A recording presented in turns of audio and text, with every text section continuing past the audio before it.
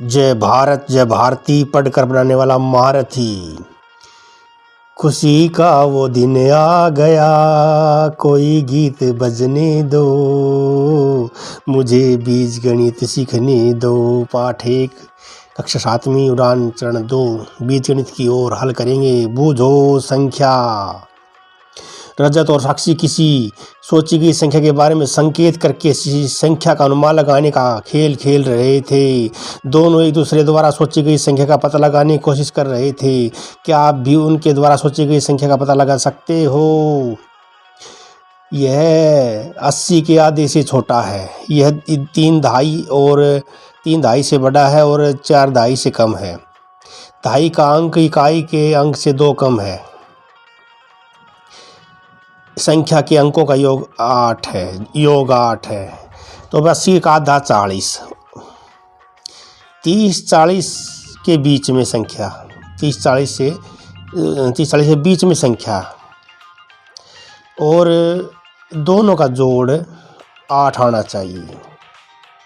दोनों का जोड़ 8 आना चाहिए। तो ऐसी संख्या भाई 31 से 39 तक सोचें तो 8 आता है 3 और 5 का, यानी 35वीं संख्या। 3 और 5 8। और ये भी कंडीशन थी कि दहाई का अंक इकाई से 2 कम है। तो ये भी ठीक है भाई। आगे देखते हैं। यह 80 के आधे से छोटा है, यह 3 दहाई से बड़ा और 4 दहाई से कम है। वही का सिचुएशन है। दहाई का अंक इकाई के अंक से 2 ज़्यादा है, जोड़ 4 है, योग 4 है। तो 4 3 1 4, बाकी में 4 जोड़ नहीं आ रहा, 3 1 4। और ये कंडीशन दहाई का अंक इकाई के अंक से 2 ज़्यादा है। तो दहाई का यहाँ 3 है, तो इकाई से 2 ज़्यादा। ये भी कंडीशन पूरी हो गई। 31 है ये। आप भी इस प्रकार की पहेलियाँ बनाएं और अपने सहपाठियों के साथ खेल खेल लें। यह संख्या 80 के आधे से कम है, यह 3 दहाई से ज़्यादा है और 4 दहाई से कम। इकाई और दहाई के अंकों का जोड़ 10 है। इकाई का अंक दहाई से 4 ज़्यादा है, तो संख्या 37 आएगी। कंडीशन पूरी है। कमल मेरे पास कुछ पेन है, दीपक के पास मेरे से 2 कम पेन है। कमल के पास कुछ पेन है, दीपक के पास मेरे से 2 पेन कम है। तो क्या आप अनुमान लगा सकते हो कि दीपक और मेरे पास कितने पेन हैं? तो भाई अनुमान क्या लगाएं? कुछ पेन कह रहे हैं, उससे कम है, निश्चित नहीं है। 5 और 3 8 कह दिए ना। तो एक के पास 5 हैं, एक के पास 2 कम है, तो 5 और 3 हो जाएंगे।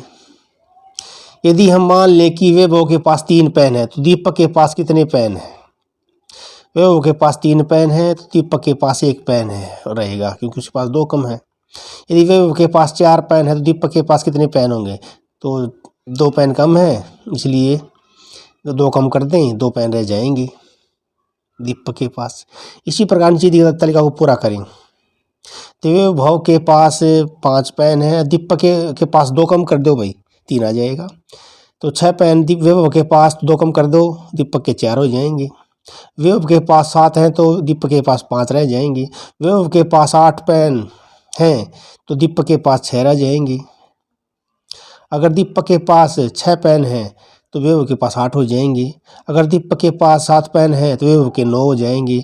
अगर वैभव के पास 10 पेन हैं, तो दीपक के पास 8 हो जाएंगे। तो सोचते रहो बच्चों। यदि वैभव के पास कुछ पेन है, इन एक्स पेन है, तो दीपक के पास पेन वैभव के पेन घटा में 2, यानी x घटा 2।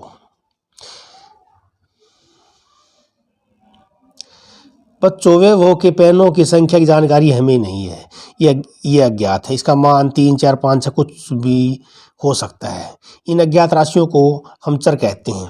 चर का मान स्थिर नहीं होता। इन अज्ञात राशियों को हम अपनी आसानी के लिए कुछ चिन्हों, संकेतों और अक्षरों से दर्शाते हैं। x y z p o या क लिख लो। तो ये क्या है? चर है। अज्ञात राशियाँ चर होती हैं। जब अज्ञात राशि का मान ज्ञात हो जाता है तो इन ज्ञात राशियों को अचर कहते हैं, इनका मान स्थिर होता है। हम अब अज्ञात राशियों को किसी अक्षर या संकेत से दर्शाएंगे। जैसे मानव के पास पेन है x, दीपक के पास पेन है x घटा 2। कमल कमल इसमें यदि मैं x की बजाय कोई अक्षर लूँ तो ये है सही होगा। वे वहाँ तुम कोई भी अक्षर ले सकते हो, जैसे y z u। कमल यदि तुम्हारे पास y पेन है हो तो दीपक के पास y घटा 2।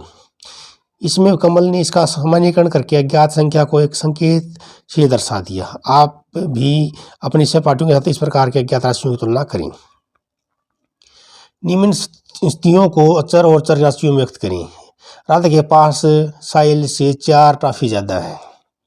दोनों के पास कितनी टॉफी हैं? मान लीजिए साहिल के पास 4 टॉफी हैं तो राधा के पास 4 ज़्यादा है, तो 4 जमा 4 8 टॉफी आ जाएगी। राधा के पास 8 टॉफी हो जाएंगी। गगन और आयुष कंचे खेल रही हैं। आयुष के पास गगन से 3 कंचे कम है। आयुष के पास गगन से 3 कंचे कम है। दोनों के पास कितने कंचे हैं? मान लीजिए गगन के पास 6 कंचे हैं। गगन के पास 6 हैं तो आयुष के पास गगन से 3 है, कम है।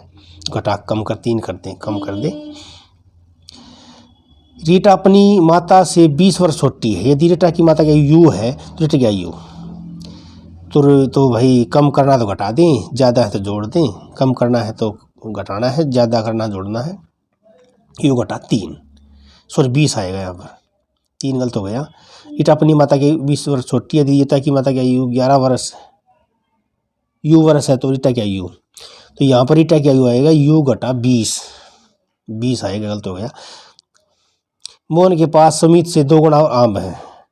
यदि सुमित के पास 2 आम होते तो मोहन के पास कितने आम होने चाहिए? मोहन के पास सुमित से 2 गुना आम है तो मोहित 2 गुना है भाई, मोहित के पास 2 गुनी है। तो सुमित के पास 2 हैं तो मोहन के पास 2 गुनी है, तो 2 गुणा 2 4 हो जाएंगे, 4 आम हो जाएंगे। इसी पर टेबल करनी है ये दुगने की।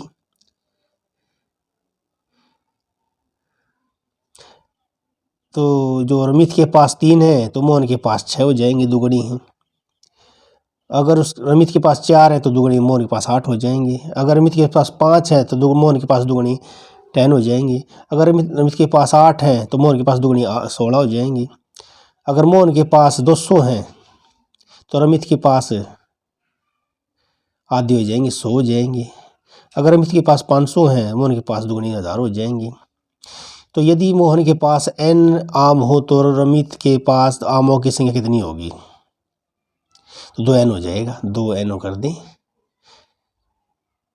2n कर दें। गुणनफल में अचर राशि पहले और चर राशि बाद में आएगी। ये बात बढ़िया है भाई, अचर पहले आएगी। अचर कौन सी है? जो फिक्स है, जैसे 7 4 100, और अचर बाद में आएगा जो फिक्स नहीं है। तो 8 गुणा में p 8p, 4 गुणा में z 4z, 8 गुणा में f 8f, p गुणा में 8 8p, 7 गुणा y 7y, और y गुणा में 6 6y। तो चर बाद में आएगा। इसी प्रकार विभाजन में विभाजन करना, बंटवारा करना, भाग करना, बटी करना। p का आधा p बटे 2, y का चौथाई 4 से भाग कर दें, y बटे 4, x का आधा x बटे में 2, और n का चौथाई n बटे में 4। यदि चर और अचर राशियों पर विभिन्न सक्रियाएं लगाएं तो बीजीय व्यंजक बनते हैं। तो जोड़ घटा भाग गुणा करें तो चर में तो बीजीय व्यंजक बनते हैं। तो ये बीजीय व्यंजक देख लें, बनाएं। आई में 7 जोड़ने पर आई जमा में 7 बीजीय व्यंजक बन गया। के में से 8 घटाने पर के घटा में 8 बीजीय व्यंजक। एम के 4 गुणे में एम में पहले 4 गुणा कर दो, फिर 5 जोड़ दो, 4m जमा में 5। एन के आधे में 4 घटाने पर एन के आधे में, यानी कि एन को पहले आधा कर दो, 2 से भाग कर दो, और घटाने में घटा 4 कर दो। के को 3 से गुणा करके, के को पहले 3 से गुणा करो, 3 के और जोड़ दो जमा 7। जे को 5 से गुणा करके पहले 5 जे आ जाएगा, फिर -9 कर दें, तो बीजीय व्यंजक बना दिए हमने। संख्याओं का जादू।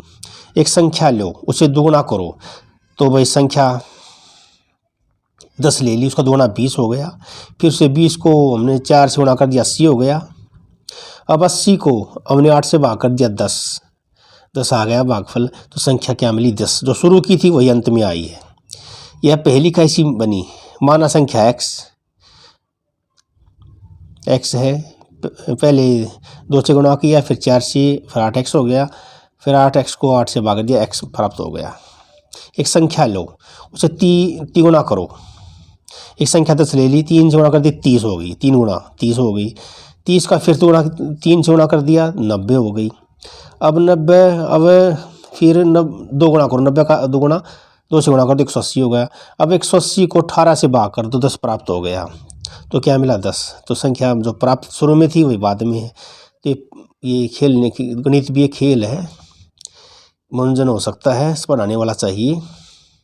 आयु खेल पहेली। मदन ने अपने दोस्त अमित के साथ एक खेल खेला। अपनी आयु लिखो, उसमें 6 जोड़ो, जोड़ को 2 से गुणा करो, उसमें से 12 घटाओ, फिर 2 से भाग दो, तुम्हें क्या मिला?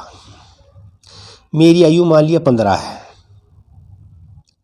15 साल है। उसमें 6 जोड़ दिए, 21 हो गया। 21 को 2 से गुणा कर दिया, 42 हो गया। 42 में से 12 कम कर दिए, 30 रहे। 30 को 2 से भाग कर दिया, 15। तो 15, तुम्हें क्या मिला? 15 ली थी मैंने शुरू में उम्र, वही 15 रह गई। आप भी यह खेल खेलें और अपने सहपाठियों से इस पर चर्चा करके करें कि आप उत्तर क्या है। उल्टी चाल खेल। उल्टी चाल भाई, मैंने एक संख्या सोची, उसके दुगुने में 5 जोड़ने पर 55 आता है। तो क्या आप यह संख्या बता सकते हैं? केतन के साथ आप 20 पहेली का उत्तर सोचिए।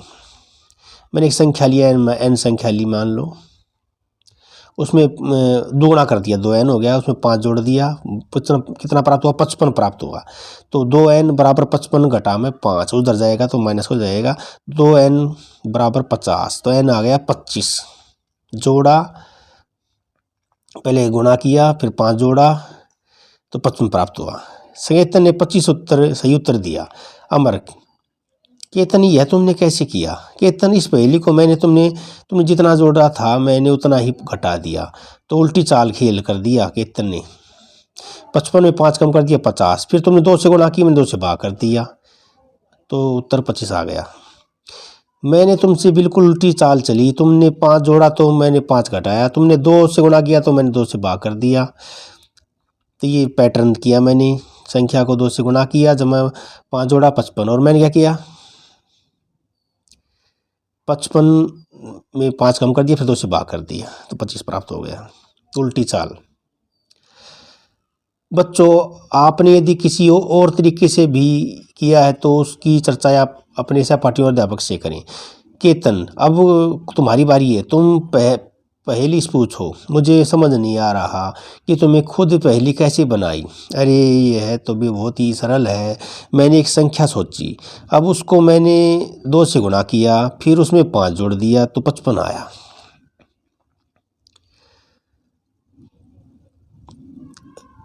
तो मैंने जो संख्या 25 सोची थी, बस वही तुम्हें नहीं बताई। केतन, अरे यह तो बहुत सरल है।